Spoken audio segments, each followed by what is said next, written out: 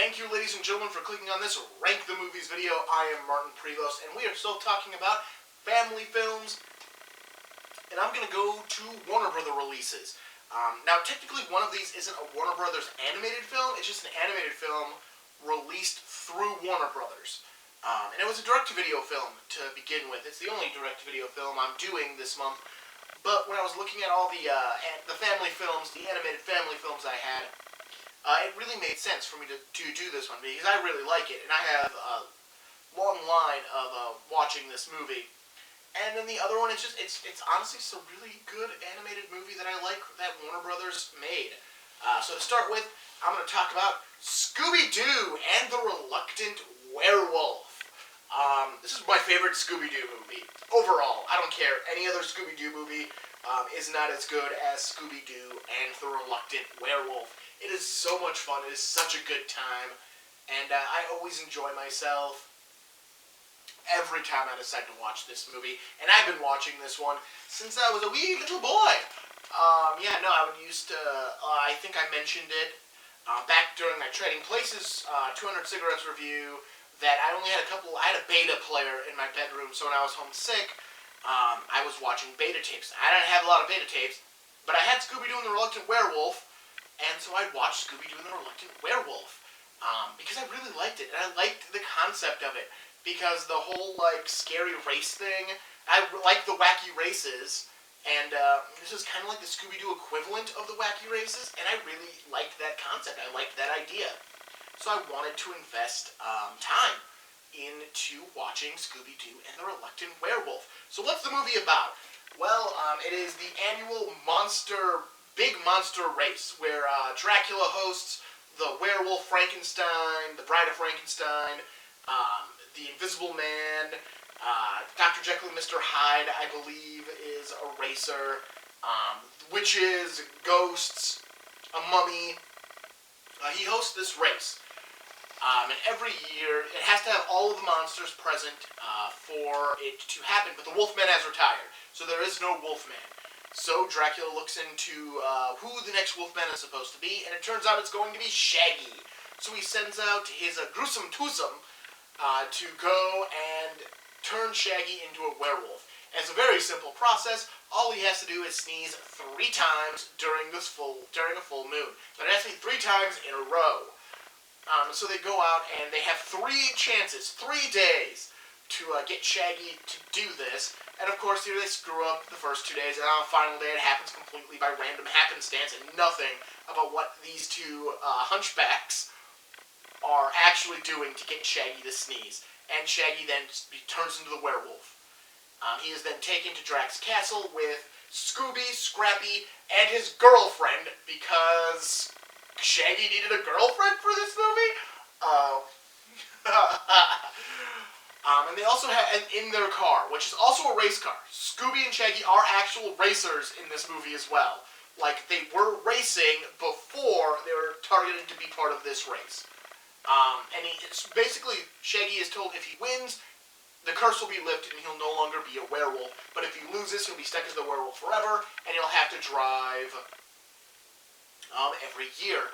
So as Scooby and Shaggy go out to prepare to race, Dracula is making plans to make sure Shaggy, as he constantly calls him. It's such a great, that he has to go up with his voice every time he says Shaggy. So it's not just Shaggy, it's Shaggy!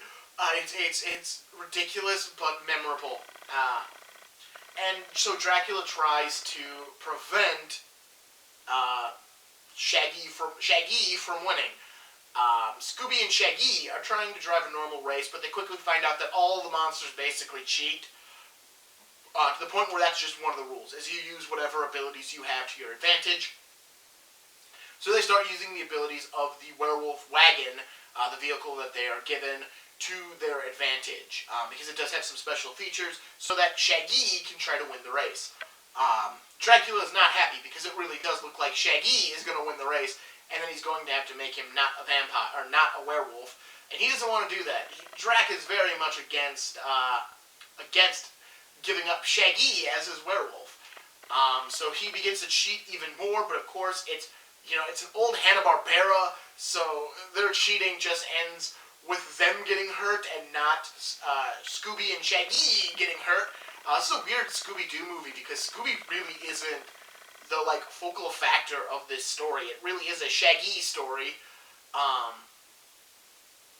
which I think is part of what I like. Is I like Shaggy more than I like Scooby.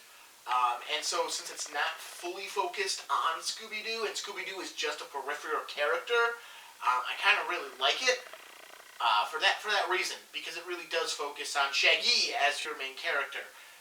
Shaggy's girlfriend and Scrappy. I'm sorry, my pronunciation is making me laugh. Are trying to assist Shaggy and Scooby as much as they can. As well, even when they're put into peril, it still backfires, and eventually Shaggy wins the race and has to be turned back into a human. But Drac and his Hunch Bunch still want to screw with Shaggy and ruin his life because, that's what the villains do at the end of a good Hanna-Barbera cartoon. It's a lot of fun. Again, I mean, you're not investing time. 91 minutes. This is actually the longest. Well, it might be the longest. I didn't actually. I'm gonna break reality. I'm not just wearing the same shirt week after week. Because Ants. Oh no, it is. It is the longest. Right now, this is the longest movie I've talked about over the last 5 movies. This is the longest one at 91 minutes, which is kind of ridiculous. It's also the only one not released in theaters. So, Goofy movie, Lion King, Rockadoodle, and Ants all released in theaters and are shorter than this direct-to-video movie. It's kind of ridiculous, but it is only 91 minutes, and it's a lot of fun, and it's a great time. Plus, you get to hear Dracula keep saying Shaggy, so, I'm cool with that. So the second half of this double feature review that I'm doing is an actual Warner Brothers release. Straight up, this is Warner Brothers Animation doing one of their movies back when they, did movies, because they only did a handful of them before they closed that division because their movies weren't all that profitable, and this is one of them. It is Osmosis Jones. So I'm just going to look at the back of this box real quick and just get through my statement. This is now the longest movie. It is 95 minutes, so it's not. So this is now the longest family film I have covered, apparently. Warners like to make feature-length that are an hour and a half movies. So Osmosis Jones, it's a fun movie. It stars Chris Rock as Osmosis Jones. He is a white blood cell living in the body of Frank. Frank is played by Bill Murray in live-action footage, and Frank works as a zookeeper at a local zoo. He has a daughter, and she is trying to get her dad to exercise more, take better care of himself, because that's all she has. Her mother is dead, and all she has is her dad, and she just wants him to take better care of himself. And we keep going into the body where we have our animated portion of this movie with Osmosis Jones.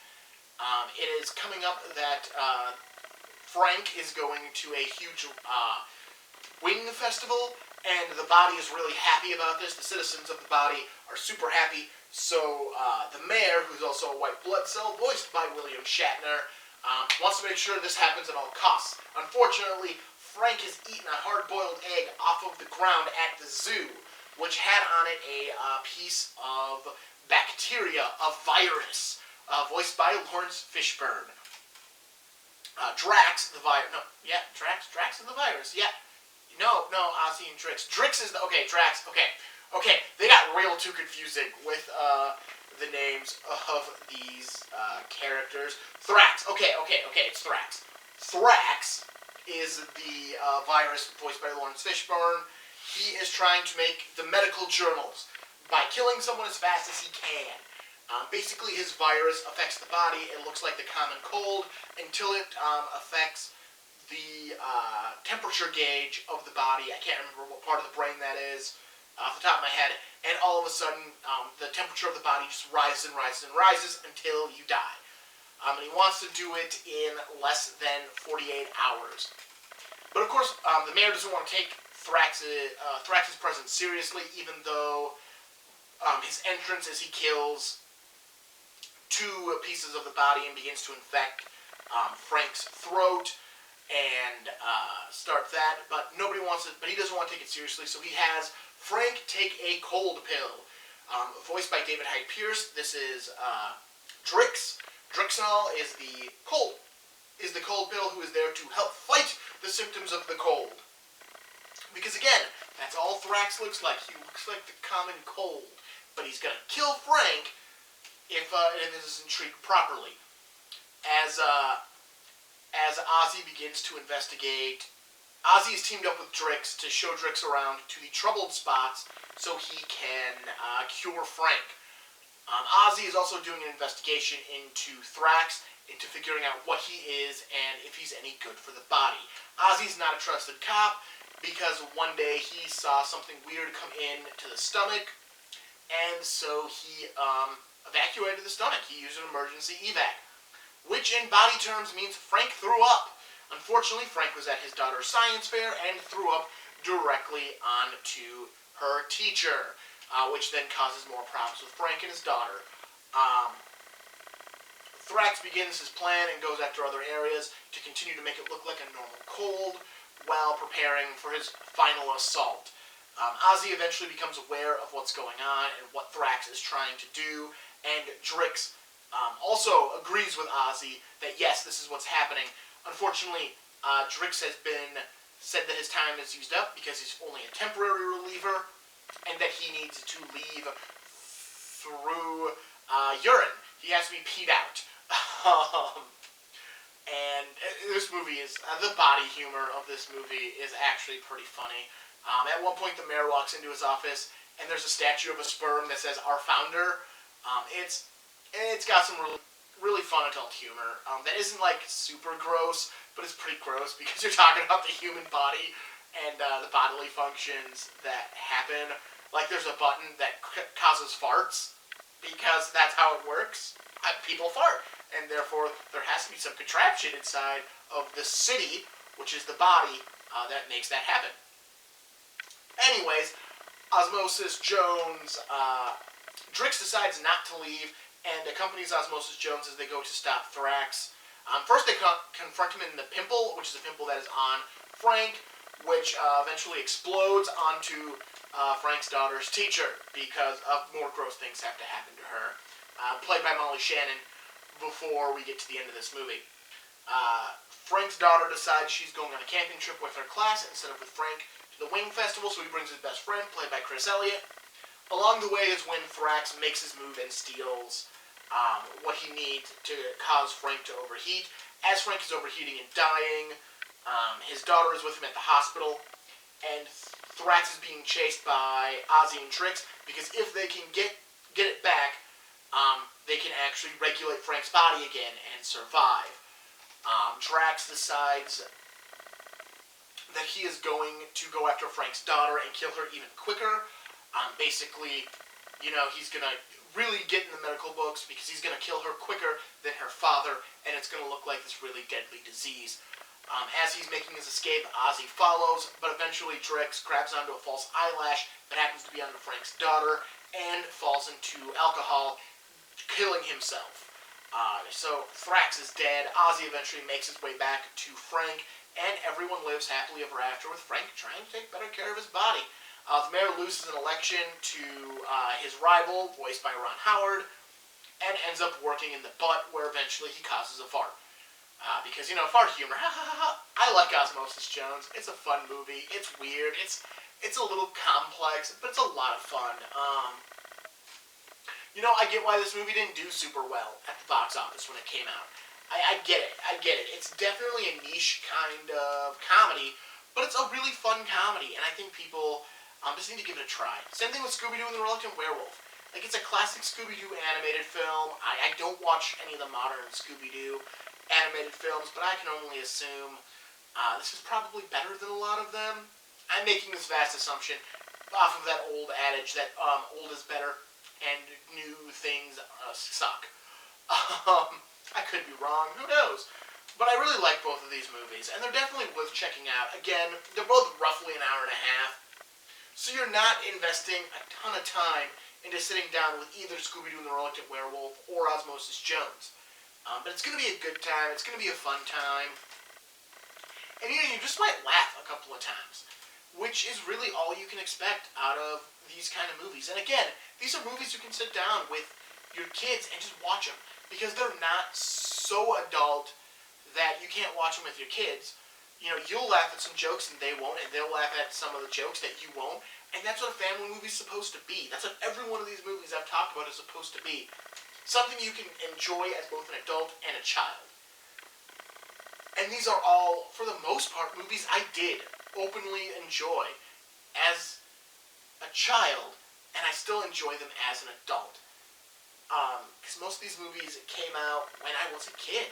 Back in, well, if we look, Reluctant Werewolf was an 80s film. Rockadoodle, Goofy Movie, Lion King, Osmosis Jones. I even think Ants. I think all of these are 90s movies. Some of them might be late 90s. But again, the 90s is when I was, a child and a young adult. Not even a young adult. I became a teenager after. I didn't become a teenager until the 2000s. So these were all movies I watched when I was a kid. When I was under 13 years old, I watched all of these movies, and I really liked them. And I still watch them to this day, given the fact I displayed physical copies of all of them, most of which I have on the best format I can currently get them on, which is Blu-ray. I have these movies on Blu-ray too, but they're not released. You can't get them. So these are great movies to watch with your kids. Especially if you look at one of these movies and go, man, I watched that movie when I was a kid, and I really enjoyed it. Show it to your kids. You never know. Your kids might look at a Goofy movie and say, man, that was a lot of fun. Or Rockadoodle and say, that was a lot of fun. I'm not going to point out The Lion King, because most people have probably actually showed their kids The Lion King. Ants is another one. And same thing with Osmosis Jones and Scooby-Doo and the Reluctant Werewolf. They're all really fun movies that you can share with your kids. Especially if you have history with these movies. Just take the time. Again, they're not long movies. The longest one is 95 minutes. That's not a large amount of time to sit down and spend with your kids watching something you might have actually watched when you were a kid. So yeah, go ahead. Or just if you don't have kids, just grab one of these movies and enjoy it as an adult. They're still a lot of fun. They still have a lot of good jokes in them, and they're still very well-made animated films. So yeah, so that was Animation Family Film Month here at Rank the Movies. I enjoy talking about these family films. I know I don't do it that often, but it's fun when I do. Next week, we start a new month. It is March! I can't believe it's already March! And I'm going to go back to an old favorite, franchise month. I'm going to talk about 5 different movie franchises that I really want to talk about, including one horror franchise I never got around to talking about during any of my Halloween videos, but before I get to that, I'm kind of going to ease in to franchise month with a family-friendly franchise. That's right, I'm going to have a kind of mid-ground video of a family franchise to go after the family month. Next week, I am talking about everyone's favorite ogre, Shrek, and the 4 films in his franchise. So tune in next week and to check that out. Don't forget to like this video, comment if you got something to say, subscribe so you don't miss upcoming content. And I am Martin Prevost. This is Rank the Movies. Good fight, good night.